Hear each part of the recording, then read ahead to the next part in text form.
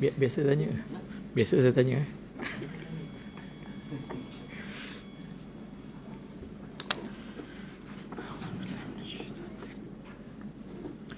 A'udzubillahi minasyaitonirrajim. Bismillahirrahmanirrahim. Assalamualaikum warahmatullahi wabarakatuh. Alhamdulillah, thumma alhamdulillah, wassalatu wassalamu ala rasulillah wa ala alihi wa sahbihi wa man tabi'ahu wa mawalah. Rabbi syrah li sadri wa yassir li amri wahlul 'uqdatam min lisani yafqahu qawli. Allahumma subhanaka la ilma lana illa ma 'allamtana innaka antal alimul hakim. Wala haula wala quwwata illa billahil aliyil azim. Rabbana aftah bainana wa baina qaumina bil haqqi wa anta khairul fatihin. Allahumma la sahla illa ma ja'altahu sahla wa anta taj'alul hazna idza syi'ta sahla, amma ba'd. Alhamdulillah, bertemu pada hari ini dengan keizinan dan kesempatan yang diberikan oleh Allah Subhanahu wa taala. Mudah-mudahan kehadiran, kedatangan di dalam majlis ilmu pada tengah hari yang barakah ini akan diberkati dan dirahmati oleh Allah Subhanahu wa taala. Jadi menyambung pengajian daripada kitab pengajian 40 hadis akhlak yang mulia. Bagi yang mempunyai kitab, hari ini kita menyambung pengajian hadis yang ke-40 di bawah tajuk menjaga kesihatan dan kebersihan. Jadi di antara kepribadian yang dimiliki oleh Nabi SAW adalah baginda sentiasa tampil dengan susuk tubuh yang bersih, kemas, rapi, dan menjaga kebersihan itu merupakan sunnah daripada sunnah Rasulullah sallallahu alaihi wasallam.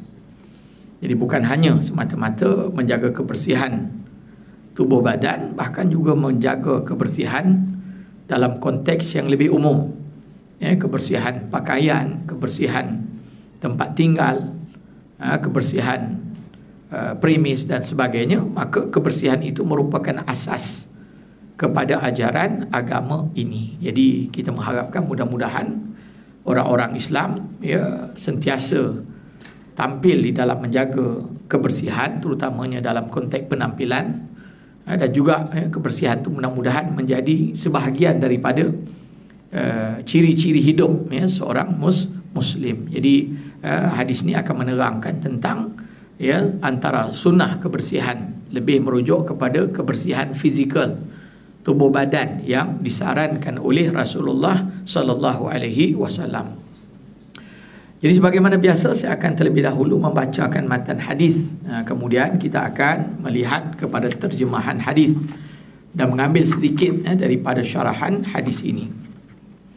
An Aisyah radhiyallahu taala anha qalat, qala Rasulullah sallallahu alaihi wasallam, ashrun minal fitrah, qassu syaribi wa i'fa'ul lihyah wasiwaku wastinsyaqul ma' wa qassul azfar wa ghaslul barajim wa tanful ibti wa halkul anati wa intiqasul ma'i. Qala ar-rawi wa nasitul ashirah illa an takunal madmadata. Hadis sahih rawahu Muslim. Riwayat yang kedua, wa an Abi Malikin Al-Ash'ari radhiyallahu ta'ala anhu qala qala Rasulullah sallallahu alaihi wasallam, at-tuhuru syatrul iman, rawahu Muslim. Jadi itu dua teks hadis yang akan kita jadikan sebagai bahan pengajian pada hari ini. Kita ambil terjemahan teks hadis yang pertama daripada Ummul Mukminin Aisyah radhiyallahu taala anha. Dia telah berkata, bersabda Rasulullah sallallahu alaihi wasallam, 10 perkara termasuk dari fitrah, yakni daripada sunnah Rasulullah sallallahu alaihi wasallam. Jadi kata Aisyah, Rasulullah mengatakan ada 10 perkara berkaitan dengan ataupun 10 perkara ada hubung kaitnya dengan fitrah, yakni ada hubung kaitnya dengan kebiasaan rutin sunnah Rasulullah sallallahu alaihi wasallam. Maka bila dinyatakan oleh Aisyah daripada apa yang Nabi kongsikan, maka menjadi satu kewajipan kepada setiap orang-orang Islam untuk sedaya mungkin mencontohi fitrah, mencontohi sunnah yang dilakukan oleh Rasulullah sallallahu alaihi wasallam. Sebab apa? Sebab sebagai orang ataupun sebagai umat yang sentiasa beridola ke Rasulullah, sudah pasti kan secara logiknya apa sahaja yang bersumber daripada Rasulullah akan diusahakan dengan sedaya mungkin untuk dapat diikuti dan dipatuhi. Jadi begitu jugalah dalam konteks manusiawi kan. Jadi kalau seseorang itu menjadikan seseorang itu sebagai idola, sebagai ikutan, pastilah dia akan berusaha keras, sekurang-kurangnya tak dapat sepenuhnya pun, hampir sebahagian besar dapat mencontohi seseorang dijadikan sebagai idola, itu pun sudah dianggap berjaya. Jadi begitulah sikap kita terhadap Rasulullah sallallahu alaihi wasallam. Jadi apa sahaja perkara-perkara baik yang kita dengar yang disampaikan daripada Rasulullah, perkara-perkara yang didatangkan ataupun yang dikongsikan daripada kepribadian Rasulullah, sesuatu yang disampaikan kepada kita daripada kebiasaan Rasulullah, pastikan sebagai umat yang cintakan Rasulullah, kita akan berusaha keras, sama ada lelaki atau perempuan, untuk dapat sekurang-kurangnya mencontohi Rasulullah sallallahu alaihi wasallam. Jadi kata Nabi sallallahu alaihi wasallam, 10 perkara termasuk daripada fitrah, yakni termasuk daripada kebiasaan Rasulullah sallallahu alaihi wasallam. Jadi apakah yang pertama? Qassus syaribi, yang pertama adalah memotong misai. Memotong misai. Jadi Nabi sallallahu alaihi wasallam ni orang yang sentiasa menjaga penampilannya. Jadi penampilan pada wajah ni, makna Nabi sentiasa berwajah kemas, Nabi sentiasa berwajah bersih. Jadi antara sunnah Rasulullah sallallahu alaihi wasallam qassus syarib, itulah memotong misai, dan digabungkan biasanya dalam banyak hadis-hadis yang lain digabungkan dengan perkara yang berkaitan dengan misai, pasangannya janggut kan. Maka di sini wa'ifa'ul lihyah, maka Nabi sallallahu alaihi wasallam berpesan untuk kita memotong misai, wa'ifa'ul lihyah, dan kemudian membiarkan janggut, yakni tidak dipotong. Jadi ada dua, kita kata perkara yang disentuh pada perkara yang pertama ini, ataupun dua perkara besar yang menjadi sunnah Rasulullah sallallahu alaihi wasallam dan galakan kepada orang-orang Islam. Yang pertama adalah memotong misai, qassus syarib. Yang kedua i'fa'ul lihyah, itulah memelihara janggut. Jadi ini fitrah yang sesuai untuk ada pada setiap kaum lelaki muslimin atau pada setiap kaum muslimin. Itulah penampilan mereka itu, dari susuk wajahnya mereka itu akan memotong misai-misai mereka dan kemudian membiarkan janggut-janggut mereka. Ini sabit dalam hadis-hadis yang lain juga, di mana Nabi SAW contoh dalam hadis Bukhari mengatakan khaliful musyrikin, berbezalah kamu daripada orang-orang musyrikin. Nabi minta kita ni ada identiti yang membezakan kita dan mereka. Jadi macam mana kita nak berbeza dengan kaum musyrikin, terutamanya kaum majusi, disebut dalam hadis yang lain khaliful musyrikin, berbezalah kamu wahai kaum lelaki Islam dengan orang-orang musyrikin. Apa yang perlu kamu lakukan? Kata Nabi SAW, waffirul liha. Nak berbeza, nak menjadikan kamu berbeza dengan mereka, waffirul liha, hendaklah kamu membiarkan janggut-janggut kamu. Makna membelah janggut, memelihara janggut. Wa'afus syawarib, dan juga memotong misai-misai kamu. Sebab kebiasaan orang-orang majusi ketika itu, mereka akan membiarkan misai-misai mereka memanjang dan kemudian mereka akan mencukur janggut-janggut mereka. Jadi kata Nabi, berbezalah kamu dengan mereka. Mana dari sudut penampilan pun dah tahu ni orang Islam, ni non-Muslim. Jadi apa kebiasaan orang majusi? Mereka akan seulang balik, akan membiarkan panjangnya misai-misai mereka, sehingga menutup bahagian atas daripada bibir mulut, ni panjang, dan kemudian mereka akan mencukur janggut-janggut mereka. Sedangkan kata Nabi, berbezalah kamu dengan mereka. Kalau mereka membiarkan misai-misai mereka panjang tanpa diuruskan, maka kamu, apa kata Nabi? Kata Nabi, hendaklah kamu memotong berdasarkan matan yang kita ambil, waqassus syarib. Ya, potonglah misai-misai kamu, cukurlah misai-misai kamu, termasuk juga kasu ataupun pada matan Bukhari yang saya bacakan tadi, kata Nabi wa'afu syawarib, artinya potong itu juga dengan maksud memelihara mereka, trim mereka, kemaskan mereka dengan secara yang baik. Nah, sebab orang Majusi ini kalau dia misai itu dia tak trim, dia tak gunting. Ya, apatah lagi dia nak cukur, maka dah biarkan panjang sampai dia bercakap pun tak tahu mulut dekat mana. Ya, tak tahu mulut dekat mana kan. Jadi itu dari sudut penampilan, dari sudut kebersihan, dia boleh membawa kepada kejijikan, boleh membawa kepada gaya kotor ketika mereka makan dan minum. Ya, bayangkan kalau misai panjang ni, maaf ya, ni orang lelaki lah. Ya, makan jadi bukan setakat dia makan dengan apa? Dengan misai-misai je pun makan. Batu asal bahasa Arab, orang Arab panggil misai tu syaribun. Syaribun, bahasa Arab syaribun. Ya, kalau dalam bahasa Arab minum apa? Minum.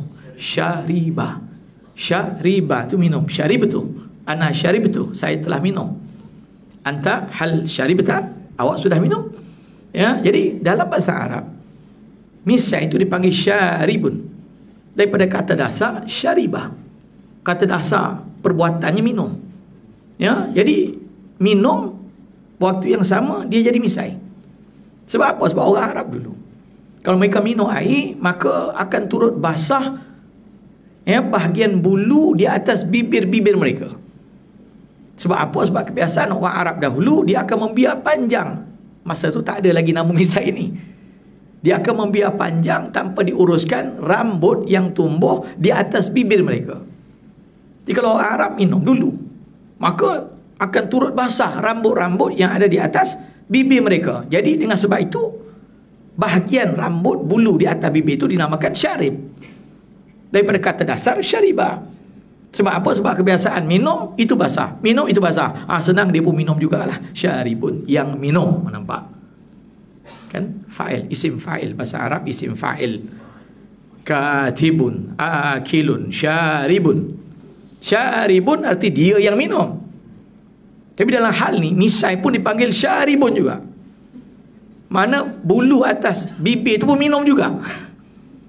Maka dipanggil syaribun. Jadi kita nak lihat balik pada matan.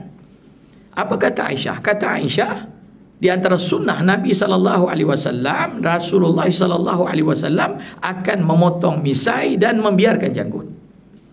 Balik pada hadis Bukhari, kata Nabi, berbezalah kamu wahai kaum lelaki Muslim dengan orang-orang musyrikin.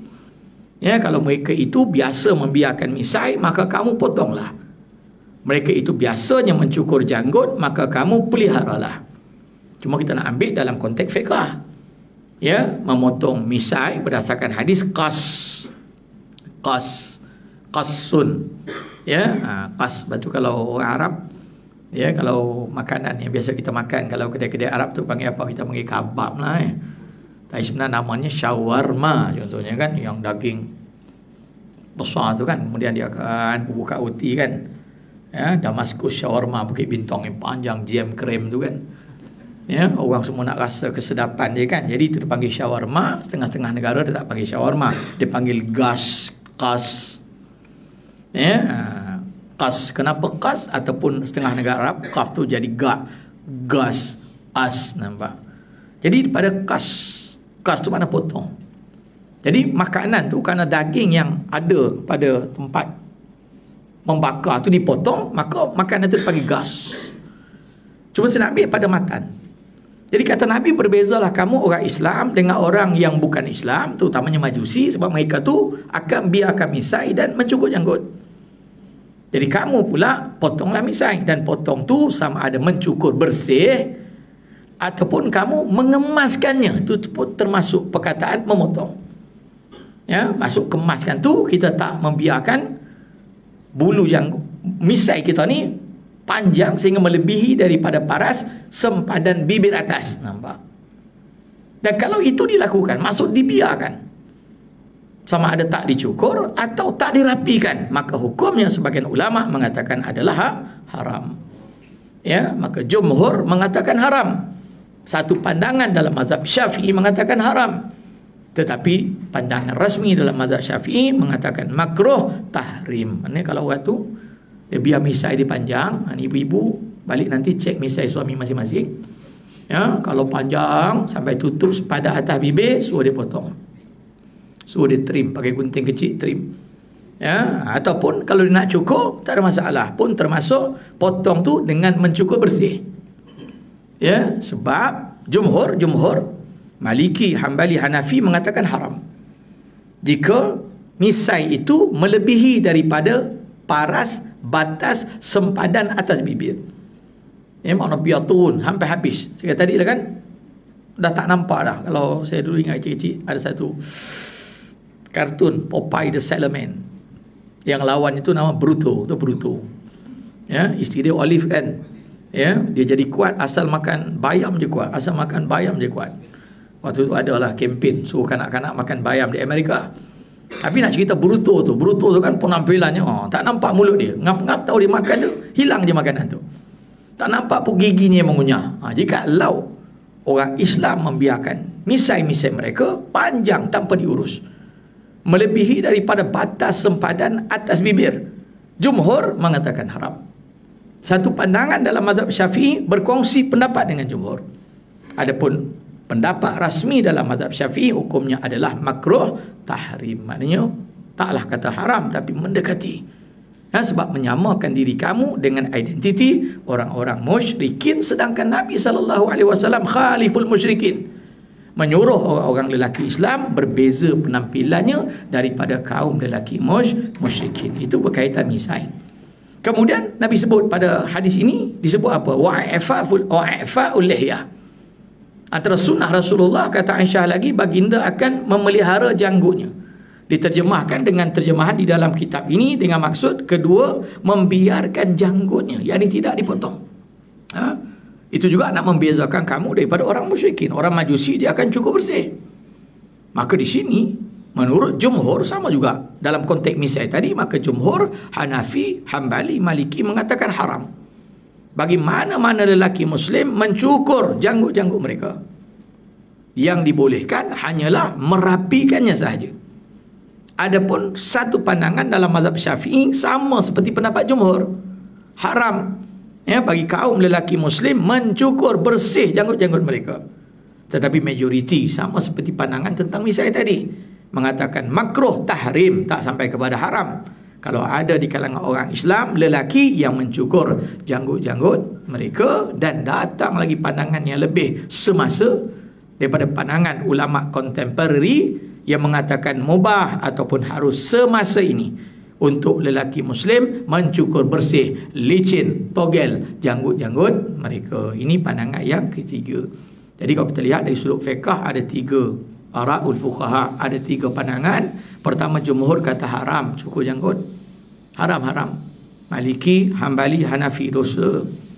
Yang kedua, pandangan Asy-Syafi'iyah mengatakan makruh tahrim, makruh tapi tak jatuh haram. Pandangan yang ketiga, pandangan kontemporari daripada semua ulama-ulama mazhab tadi, daripada Maliki ke, Hambali ke, Syafi'i ke, termasuk juga Hanafi ke, yang mengatakan hukumnya harus dan mubah kerana keperluan semasa ini. Keperluan semasa bahagian ini dah berbeza. Itu pandangan, tetapi yang terpilih menurut para fuqaha semasa itulah pandangan pertengahan dalam aliran Syafi'iyah yang mengatakan makruh sahaja, tidaklah membawa sampai kepada haram, dan tak berpegang juga kepada pendapat yang mengatakan harus, sebab kita perlu membezakan diri kita dengan kaum musyrikin. Jadi itu keadaan hukum. Jadi antara perkara yang perlu diberi perhatian oleh kaum lelaki adalah merapikan misai ataupun mencukur habis misai-misai mereka untuk membezakan kita dan musyrikin.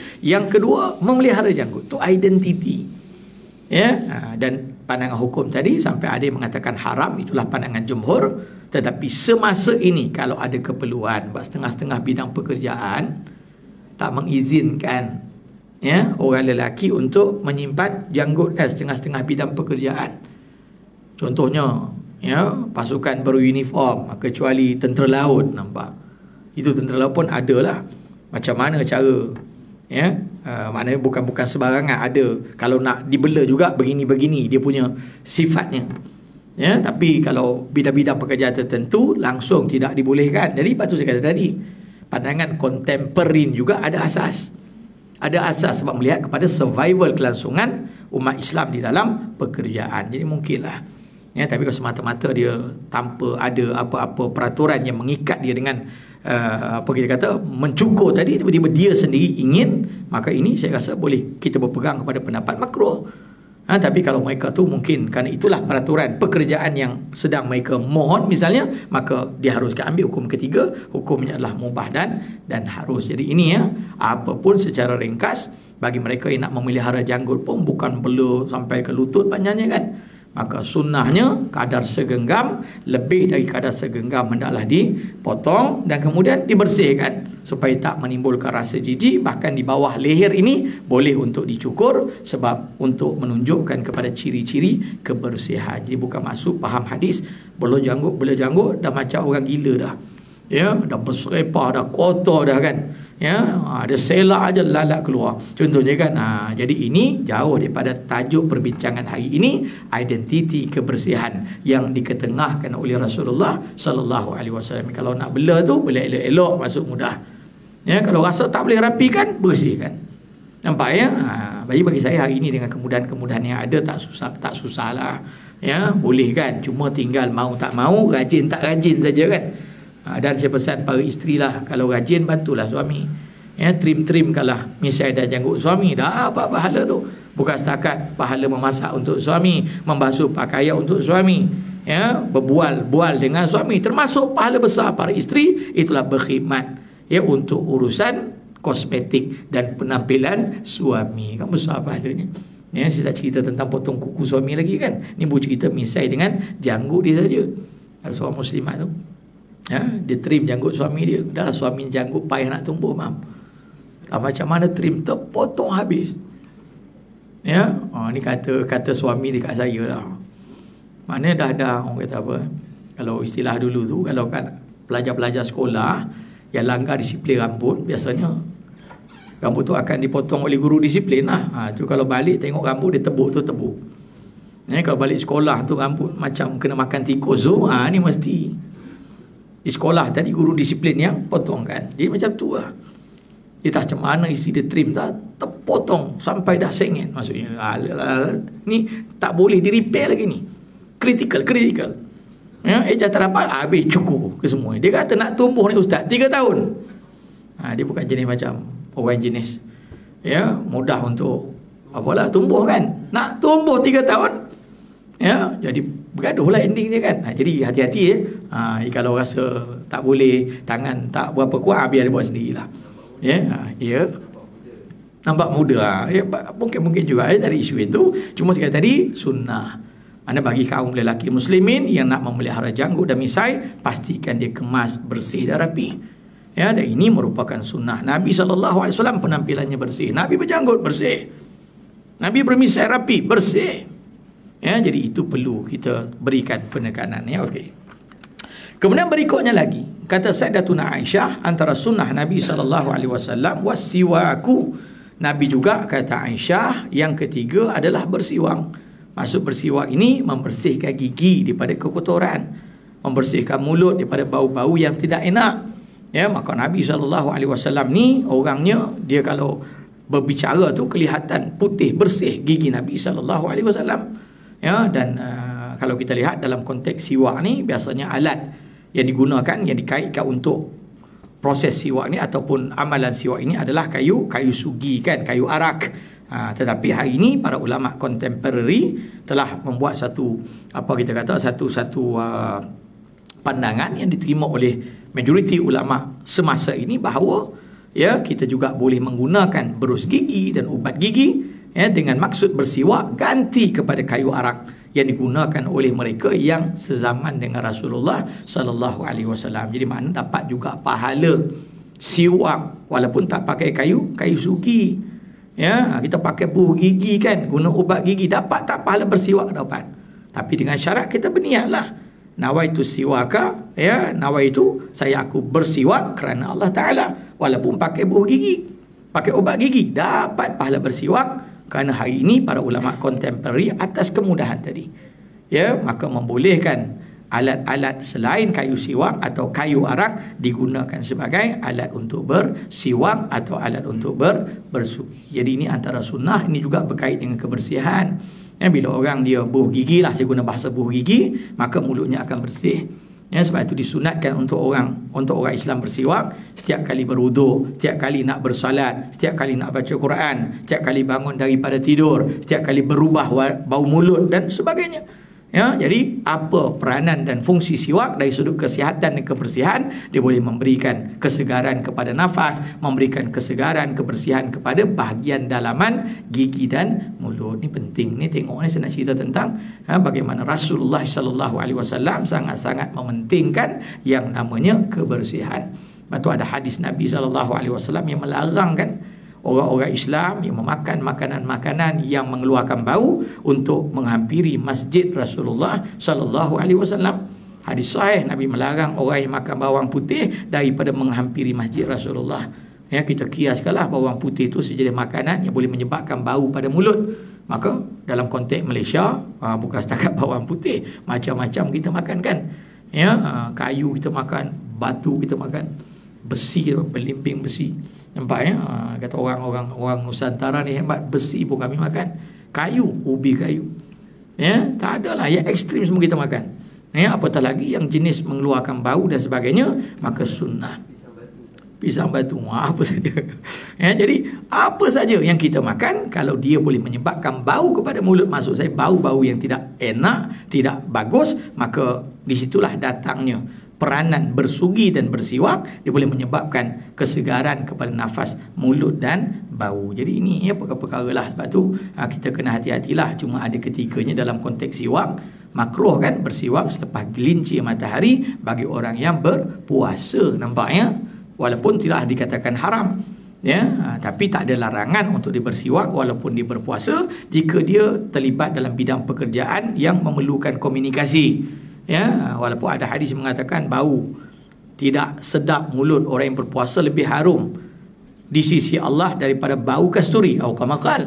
Tetapi dalam konteks muamalah, dalam konteks sosial, kerana kita ni berhubungan dengan orang, nak bercakap, maka tetap disunatkan untuk kita bersugi sekalipun kita berpuasa. Ni kaedah-kaedah yang perlu kita sesuaikan dengan keadaan, kondisi dan situasi. Jadi yang ketiga adalah bersugi. Kemudian berikutnya lagi wa istinsyaqul ma'. Antara sunnah Rasulullah sallallahu alaihi wasallam yang keempat, mencuci lubang hidung al-istinsyaq, memasukkan air ke dalam lubang hidung. Ini juga maksudnya untuk proses pembersihan. Bersih hidung kita kan, dan ini biasalah kita kaitkan dengan amalan-amalan sunat sebelum berwuduk, termasuk istinsyaq. Mana kita ambil air itu, kita masukkan ke dalam lubang hidung. Maksud dari sudut kaedah pelaksanaan, kita letak air pada tapak tangan, kita tampung dan kita sedut, dan kemudian kita keluarkan kembali. Jadi bersihlah ada kekotoran di dalam hidung yang tersembunyi jauh di dalam lubang hidung, maka bersih dengan sebab istinsyaq yang kita lakukan. Dan ini sebut tengok orang Islam bagaimana penjagaan kebersihannya sampai sedetail itu. Sehalus itu pun diberi perhatian oleh Rasulullah sallallahu alaihi wasallam. Yang berikutnya lagi kata Sayyidatuna Aisyah, wa qasul azfar, antara sunnah Nabi sallallahu alaihi wasallam lagi yang kelima adalah memotong kuku. Memotong kuku, kata para ulama, kuku tangan dan kaki. Ada 10 jari tangan, 10 jari kaki. Maka kuku ni al-azfar, azafir ni dia akan memanjang. Potong dia tumbuh. Ni fitrahnya begitu, sunnahnya begitu. Mana kalau kita biarkan tanpa dipotong dia memanjang, maka hukum memotong kuku itu adalah asal hukumnya sunat. Tetapi kalau sampai tidak dipotong dengan sebab tak dipotong, jadi panjang dan menyebabkan kekotoran, menyebabkan jijik manusia padanya, bahkan boleh menyebabkan kecederaan pada tubuh, maka hukumnya adalah haram. Nampak? Dia setengah-setengah kan, ada orang jenis simpang kuku panjang-panjang, tak tahulah book record mana dia nak masuk kan, sampai melingkar-lingkar kan. Jadi mana dari sudut Islam itu bertentangan dengan fitrah kebersihan, maka antara dianjurkan oleh Nabi SAW kasus zawafir, itulah Rasulullah kasul azfar, baginda menyuruh untuk memotong kuku. Jadi potonglah, apatah lagi kita orang Islam Kaum muslimin kan, antara sunat hari Jumaat adalah memotong kuku, tangan dan kaki. Jadi potong semua. Setengah-setengah orang ni dia, saya tak tahulah, biasa saya tengok penampilan dia biar je pada jari kelingking ni. Tak tahulah ilmu apa tadi dia tuntut kan. Ramai juga saya tengok, biasa kalau di negara jiran seberang tu biasa, ya, pakai kopiah, pakai jubah, tapi tak jari kelingking tu panjang, tak tahulah. Ya, apa tujuan saya tak tahu. Wallahu taala alam bisawab. Biasa saya tanya, tapi dia kata saja-saja pak, saja-saja tak tahan. Apa rahsia takkan saja kan kotor, tak tahu lah. Tak kanan kiri kan. Potong elok dah. 9 tu potong dah. 8 tu potong, 4. Tinggal jari kelingking tak potong. Jari kelingking pun bukan dua-dua, salah satu. Tak kanan kiri. Ya. Kalau kadang-kadang kita tanya, dia jawab gurau. Mudah pak kalau hidungnya kata boleh dikorek. Gila nak korek. Pakai kuku. Ya, pakai cotton bud lagi baik ya. Nanti boleh menyebabkan luka. Saya tak faham. Dari sudut hukum, ini menyalahi fitrah. Menyalahi fitrah. Ini ada pun tentang hari sunat memotong kuku tu banyak pandangan. Tapi yang pasti bagi kaum muslimin setiap hari Jumaat. Ya, setiap hari Jumaat. Ada orang kata hari sekian, kemudian ada pula lah pandangan, cara potong mulakan dengan jari sekian naik. Itu pandangan fuqaha, para ulama. Jadi kita raikan, tak ada masalah. Ya, kalau orang tua dulu ada pantang larang, dalam konteks petua pantang larang orang Melayu, jangan potong kuku waktu malam, nanti sekian-sekian. Betul lah. Dulu pakai pelita ayam, malam-malam potong, takut terpotong jari kan. Ada munasabahnya itu, tapi dikaitkan dengan pantang larang yang kadang-kadang tak masuk akal. Ya, tak masuk akal kan. Siapa duduk atas bantal, maka punggungnya akan ditumbuhi bisul. Saya tak nampak kaitan saintifik ni kat mana. Ya, tapi mungkinlah ada bantal alas kepala untuk tidur, kamu dudukkan kurang sopan. Yang duduk di tangga pintu hadapan rumah, nanti bla bla bla. Memanglah rumah kampung pintunya kecil-kecil, tangganya pun bukan besar macam hari ni kan. Dah awak duduk situ berkampung, nak naik macam mana? Munasabah. Tapi orang dulu mungkin dia nak ekspresi, ya, larangan tu munasabah, tapi dia nak bagi orang lebih beri perhatian. Kadang tak logik lah, tu aja. Di sini sebut tentang memotong kuku tu sunnah, baik kaum lelaki atau kaum perempuan. Ibu-ibu muslimat juga termasuk. Bukan orang lelaki saja. Kalau orang lelaki setiap hari Jumaat tu antara sunat Jumaat, muslimat juga tertakluk dengan sunat yang sama. Mana memotong kuku bagi muslimat juga tertakluk dengan sunat hari Jumaat. Betul. Ya, itu antara perkara yang perlu berikan perhatian. Dan ini perlu saya tengok kadang hari ini, Masya Allah, setengah penampilan orang Islam dengan kotornya, dengan berserabutnya. Ya, kita tengok pun kita nampak dah hilang identiti, hilang penampilan, hilang keterampilan. Tengok Rasulullah ajar kita jaga penampilan diri kita. Yang berikutnya lagi apa kata Aisyah? Wa ghaslul barajim. Ini yang berikutnya lagi antara sunnah Nabi SAW, ghaslul barajim, itulah mencuci celah-celah jari. Ya, jari celah-celah ni. Mana cerita bila kita cuci tangan ni bukan setakat lalu ke air begitu, tapi ada perbuatan menggosok-gosok, ada perbuatan meletakkan ataupun mencuci di celahan-celahan jari. Sebab biarlah celahan jari ni kadang-kadang kalau kita makan sesuatu berminyak kan, dia terselit di sini. Ya, apatah lagi jari-jari kaki. Sebab tu dalam konteks sunat mengambil air sembahyang, dia ada fiqahnya, ada sunatnya. Wa tashbik al-asabi' dipanggil. Artinya meletakkan jari pada celahan jari-jari kaki dan tangan. Mana gunakan jari ya untuk diletakkan pada bahagian celahan jari.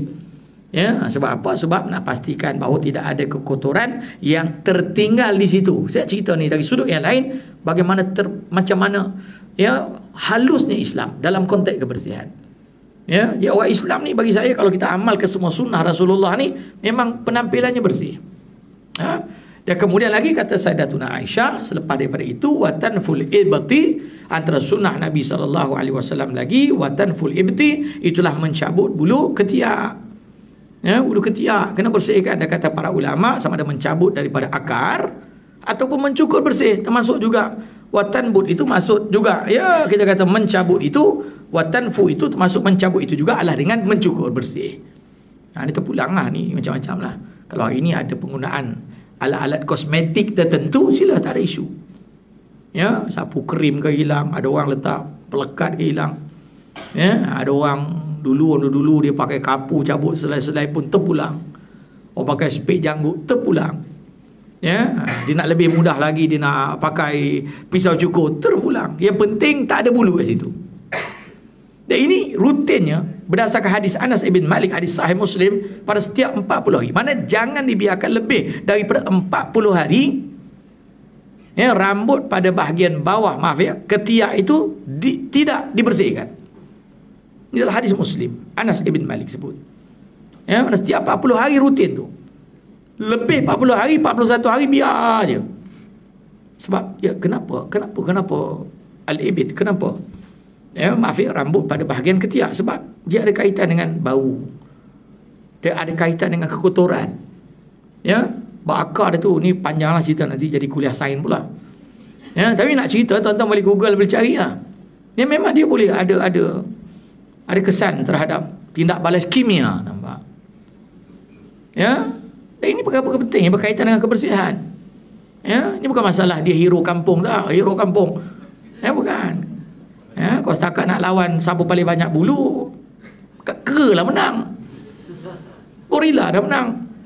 Ini kebersihan. Ya, yang kita nak ni, baik lelaki baik perempuan. Maaf ya, saya sebut disebut. Watan full ibti. Ya, sama ada cukur, cabut ni, tanfu ni cabut, akarnya dicabut, ataupun kata para fuqaha dengan dicukur. Ataupun penggunaan alat-alat kosmetik moden. Ini macam-macam canggih hari ini. Ya, lepas tu kata ibu-ibu buat pahala tambahan, cabut bulu ketiak suami. Betul saya cakap. Biar aja dia. Ya, buat je kan, tak ada masalah kan. Tapi tak apa, ni bukan janggut. Kalau terlebih potong kita sengit, biar aja. Nampak ya? Bukan orang dapat pun. Tapi pasti senang bersihin sekali kan. Contoh ini antara amalan. Kan boleh mengintimkan hubungan suami isteri. Nampak ya? Hari ni kerja. Jangan pula nanti setengah kadang hari ni ramai juga orang lelaki dia pergi salon. Ni saya cerita ni, memanglah sunnah tu mencabut bulu ketiak, tapi yang cabut tu amoy. Dia pergi salon ni, banyak saya sebut hari ni. Betul tak? Apa tak ada pula dikongsi dalam medsos cukup banyak. Selebriti tertentu kan, dia angkat dua-dua tangan, ada orang perempuan yang bukan mahram yang tolong. Siapa ni? Nampak ya? Sunnah nak dilaksanakan tapi terlibat dengan yang haram. Dia benda macam ni. Okey, habis. Kemudian apa lagi kata Nabi sallallahu alaihi wasallam, kata Aisyah lagi, wa halqul anah, antara sunnah Nabi lagi yang berikutnya adalah halqul anah, itulah mencukur bulu ari-ari. Al-hanah ni ya, bulu yang ada pada bahagian sulit kita. Ni juga termasuk ya, kena dibersihkan. Tak kisahlah kalau maksud ya, masuk pada kalimah halqu ni artinya gunting. Ya, potong, cabut ke, terpulang lah. Tapi kalau cabut lebih sakit daripada cabut bulu ketiak. Saya sebut tu je. Nampak ya? Terpulang lah macam mana pun. Sama ada menggunakan alat-alat kosmetik moden, terpulang. Yang penting bersih di bahagian sulit tersebut. Dan rutinnya pula jangan dibiarkan tanpa dibersihkan lebih daripada 40 hari. Tengok ya Allah. Lepas tu kita kalau terlibat dalam pengurusan mandi jenazah, kadang alhamdulillah kan, bila kita mandikan jenazah, saya mandikan jenazah, ya Allah, ada jenazah yang bersih. Ya, maksud saya bersih tadilah penampilan bersih, mana waris yang ketika si ayahnya dimasukkan ke hospital di saat akhir, mungkin bila dapat maklumat tentang ya, tak ada harapannya si ayah menurut pakar perubatan, jadi dia dah buat persiapan. Ya, dah dipotong kuku ayah dia atau suami dia. Ya, dah dibersihkan, dah ditrim misalnya. Padahal dia tu mungkin ketika tu terlantar koma pun. Ya, dah bersih dah. Sampai kita bila mandikan jenazah tu, terkejut kita. Ya, meninggal kat mana ni? Meninggal kat hospital. Ya, sakit ke masuk hospital, meninggal atau tak? Dah dekat 3 bulan di hospital. Terlantar. Ya, di saat akhir tu dalam tempoh 10 hari dia koma. Sebersih ni jenazahnya. Ya Allah. Ya, kuku potong elok. Ni lepas tu dia kata tadi sebab setiap manusia ni mengakhiri hayat dengan kebiasaan kita masing-masing. Kalau kita ni biasa dalam hidup ni, beginilah penampilan identiti, mudah-mudahan matinya kita pun begitu. Jika dalam konteks hidup pun cacat marba, kelang kabut, berdasarkan kata-kata fuqaha atas hadis Nabi SAW, maka bagaimana kebiasaan hidup, begitulah kebiasaannya berakhir. Ini betul saya kata tadi penting lah, terutama kalau kita menjaga keluarga yang sakit. Sebab orang sakit tak boleh urus diri dah. Kita bertanggungjawab sebagai waris. Potongkan rambut, tak semesti dia tu nak mati, tapi pastikan penampilan. Apatah lagi bila orang sakit ramai orang ziarah. Betul tak? Orang sakit tak? Ada orang yang akan kunjungi, ziarahi orang sakit. Bayangkanlah si sakit tu keadaannya kotor, tak terurus, diziarahi pula oleh orang masjid, kawan-kawan sepejabat kan. Ini pun cerita tentang maruah, harga diri. Bersihkan. Begitu juga kalau berlaku kematian kepada si sakit tadi, sebelum jenazah nak dibawa ke masjid, nak diuruskan, bersihkan pakaiannya, najis-najisnya. Setengah-setengah jenazah tu balik rumah pula sebelum dibawa ke tempat pengurusan. Pastikan waris belum bawa keluar daripada hospital dan sebagainya, bersihkan, ganti pakaiannya. Lap mana yang patut pada tubuh dia kotoran, baru kita bawa akan ziarah. Ziarah ni tak semesti lepas dia dimandikan. Kalau berlaku macam tu kan, begitulah dia mati, begitulah dia dibawa ke surau, ke masjid. Masuk ke hospital, bawa masjid, letak pula kat hall tempat orang sembahyang. Dengan darah dia, dengan najis dia. Waris bertanggungjawab. Patut kita pastikan, mudah-mudahan pesan ni anak-anak kita, pesan kat isteri kita, pesan kat suami kita. Besok saya tak larat dah, tolong potongkan kuku saya, bersihkan diri saya. Termasuk tadilah bab mencukur pada alat sulit, mencukur pada ini. Dah saya kata rutin tadi jangan lebih daripada 40 hari, melainkan dia mesti dibersihkan. Jadi ni, jadi ini supaya saya nak ni, walaupun saya tahu tuan-tuan dah beramal, cuma nak beri peringatan. Kemudian berikutnya lagi, sikit lagi, wantiqasul ma'. Berikutnya lagi kata Aisyah, yang ke-9 beristinja. Ni fahamlah, istinja lepas daripada buang air, maka kita bersihkanlah anggota yang menjadi tempat keluarnya kotoran tadi. Ada mayat yang diazab dalam kubur kata Nabi, kerana dia sebab satu, ringan sangat sebab dia tidak beristinja dengan betul. Mafhum hadis mudah. Ini sedang diazab dia bawah dalam kubur, sebab dia buang air tu jenis mana sempat, mana dan tanpa pembersihan yang betul, dia jalan je. Apatah lagi tantang dia semayang pula lepas tu. Allahu Akbar. Ni kita ni, ni sebesar ni saya pada rumah lain pakai jubah elok. Tuan-tuan pada pagi tadi saya tahu ni kan, berapa kali pergi tandas tadi kan. Tuan-tuan lah ni macam marah saya cakap tanya je tadi, saya tahu tuan-tuan ni tahu berkaitan dengan taharah. Semua saya beritahu kan, saya daripada rumah.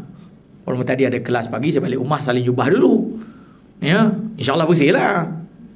Tapi yang kat pejabat ni, kuliah Zuhur ni, masuk pejabat tadi, pada pagi tadi sampai pejabat, sampai nak kuliah Zuhur, berapa kali masuk toilet? Maaf saya cakap Pak, ini penting untuk kita. Ini ada kesan pada ibadah kita. Dahsyatnya sampai diazab. Bak ramai dengan kawan kita macam tu. Kan sebelah dia kita semayang pun dia tahu kan. Wallahu ta'ala alam. Ini sangat-sangat penting. Dan kemudian kita ambil sikit lagi. Lalu kata perawi hadis, dia kata apa? Saya lupa yang ke-10. Kata perawi ni, saya lupa yang ke-10. Kata siapa perawi hadis tu. Kalau tengok sini Aisyah lah.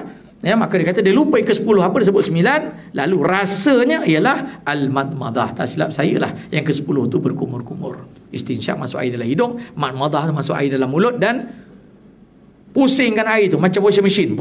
Tu. Jadi madmadah ni tuan-tuan, kumur ni bukan setakat masuk air, masuk ada orang tu dia masuk air macam tu je keluar. Tak, madmadah ni macam washing machine tu. Mantap washing machine. Pusing kan, dicelah-celah gigi, kur pusing. Tak salah, 3 kali pun tak apa. Sehingga habis nanti bahan-bahan makanan, sisa makanan pada celahan-celahan gigi habis keluar dengan sebab pusingan madmadah tadi. Tengok bunyinya pun bahasa Arab, madmadah. Bahasa Arab ni hebat, bahasa Arab. Kalimah dia ikut kepada sifat perbuatan dia. Al-istinsyaq. Tengok lembut je kan, istinsyaq. Bunyi pun sedut kan, istinsyaq. Rupanya sedut air. Bunyi al-madmadah, bunyi pun madmadah, mana masih ada rotation air dalam mulut. Allah namanya Latifun, yang maha lemah lembut. Latif, nampak. Allah Al-Aziz, Al-Jabbar, nampak. Maknanya yang keras, yang perkasa. Tengok bahasa Arab. Jadi yang ke-10 kata Sayyidatuna Aisyah, mungkin aku ingat adalah berkumur-kumur. Dan kita ambil sikit last apa kata perawi hadis matan yang kedua daripada Abu Malik Al-Asy'ari. Kata Nabi SAW, bersuci itu sebahagian daripada iman. Jadi itulah 10 perkara yang menjadi sunnah Rasulullah SAW pada kebersihan fizikal tubuh badan. Tapi kita ingat kebersihan tu tak tertakluk pada tubuh badan saja. Pakaian, tempat tinggal, makan minum, segala-galanya. Ya, jadi sebagai orang yang beriman, maka jagalah kebersihan, sebab kebersihan melambangkan keimanan. Dan ini kita harap sangat-sangatlah saya dan semua mudah-mudahan beramal dengan hadis ini, dan mudah-mudahan kita dapat pastikan kita penampilan tubuh badan fizikal benar-benar mengikuti sebagaimana yang dilakukan oleh Rasulullah sallallahu alaihi wasallam. Maka saya rasa cukup sekadar tu. Ada soalan ke? Kalau ada lah. Kalau tak ada, tak apa tak ada pun insya-Allah saya rasa boleh faham lah. Ya, apa yang saya nyatakan, dan insya-Allah kuliah akan datang kita akan sambung panjang umur hadis ke-41, rapi, kemas dan cantik. Sunnah Nabi lagi berkaitan dengan penampilan tadi, fizikal badan. Ni kemudian penampilan pakaian Nabi macam mana, sikatan rambut Nabi macam mana. Ya, Nabi itu orangnya kemas, rapi dan cantik, handsome, gantengnya Rasulullah sallallahu alaihi wasallam. Aku qouli hadza astaghfirullah li wa lakum. Terutama yang membaca tasbih kafarah. Subhanakallah bihamdika asyhadu an la ilaha illa anta astaghfiruka wa atubu ilaik. Takabbalallahu minkum.